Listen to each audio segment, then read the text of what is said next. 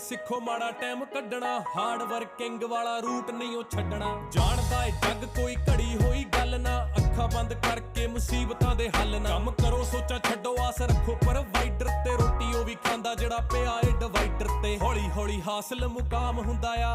हौली हौली मेहनतां दा नाम हुंदा आ पहला पहला हर बंदा आम हुंदा आ दुनियादारी चों जो तराश बनदे